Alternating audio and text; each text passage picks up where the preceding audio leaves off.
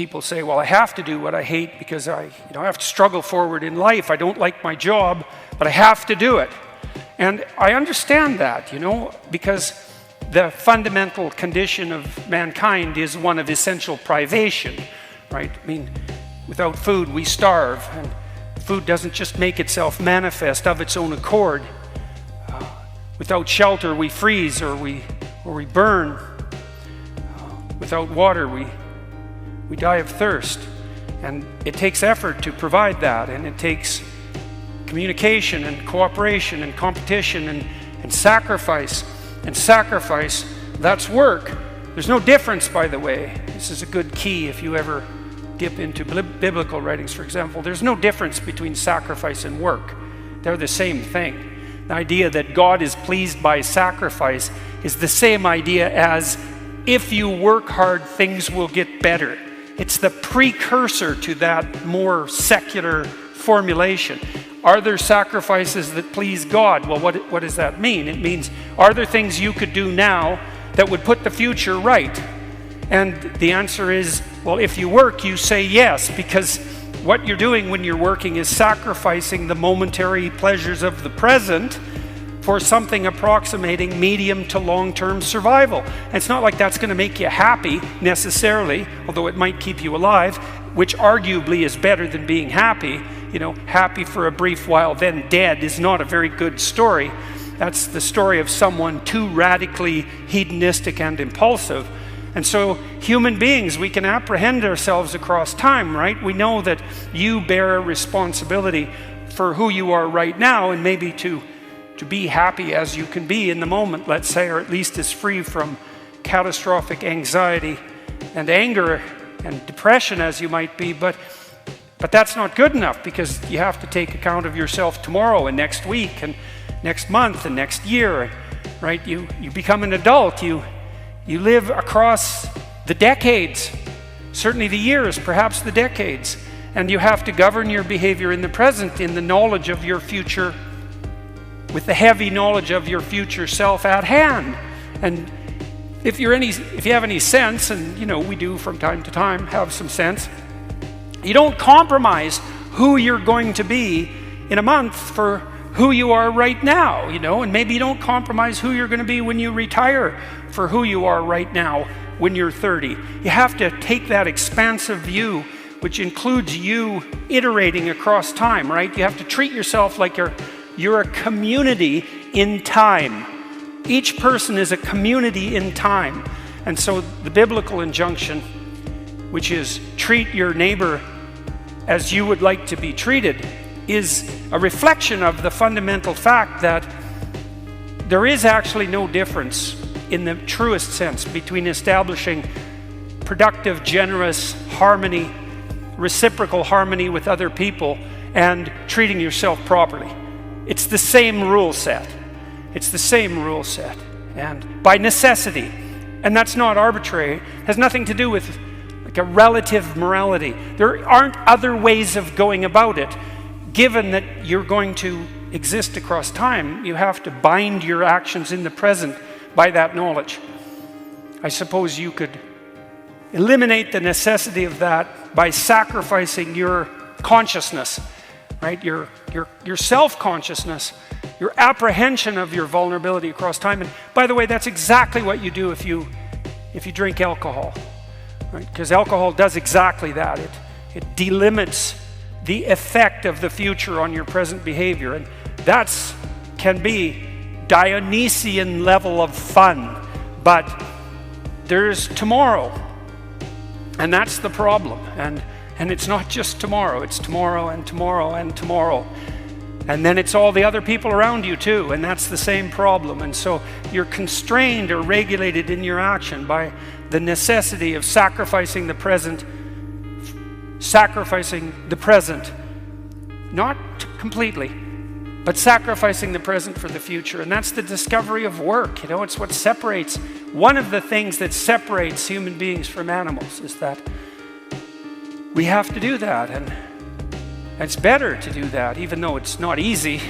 And even though maybe you have to do things you hate. Well, then we can let's delve into that a bit. You have to toil.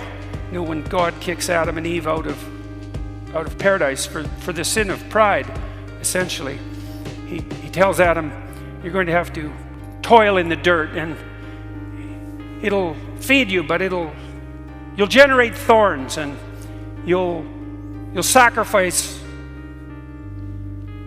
and sweat and struggle, and that's definitely life.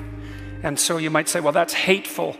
And look, subsistence level farming, let's say, how people lived for generations, just hand to mouth, barely scraping by, that can be pretty damn brutal. But it does still beg the question, even when you're struggling, are there ways that you can struggle that make things maybe not even merely bearable, although that would be a start, but maybe acceptable, and then maybe beyond that,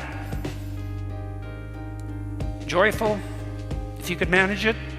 No one, you know, those of you who've worked in working class jobs, brutal, difficult working class jobs, you know that if you get the camaraderie right, that's a big plus, you know. And then the fact that you're toiling and suffering together can produce a kind of transcendence. It's that part of the reason the relationships can become so deep, this often happens with military personnel, is because the challenge is so great, and the shared identity of confronting that challenge together can produce a social revelation that is compensation for the catastrophe. And so even if things are difficult, the question still remains, what could you do better to make this better? And so, and then we might say too, do not do what you hate. Well, you have to discipline yourself. And you know, that means you have to put yourself in harness, and you might strive against that, like a horse that's being broken, and you might say, well, what a catastrophe to break a horse, or to train a dog to pull a sledge, but we have to be disciplined, you know, and to do that you have to subject yourself to strictures and constraints, and you have to play by the rules. And I suppose, as Nietzsche pointed out, you waste a lot of yourself doing that, you know, by adopting some regulated and disciplined structure. Maybe that's your job, or one relationship instead of many. You know, it's a narrowing and a limiting, but at the same time, it's a fostering of your ability to concentrate with single-minded intensity and purpose on an actual goal instead of a hypothetical plethora of goals. And there's no difference between that and being mature.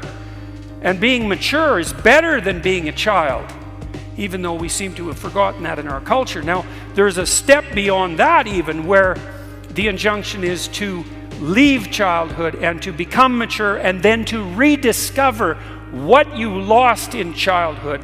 And maybe that's something like the spirit of play and that open-eyed amazement that children naturally bring to the world. And if you can incorporate that back into your psyche once you've become mature and disciplined, well, then you get to have your cake and eat it too.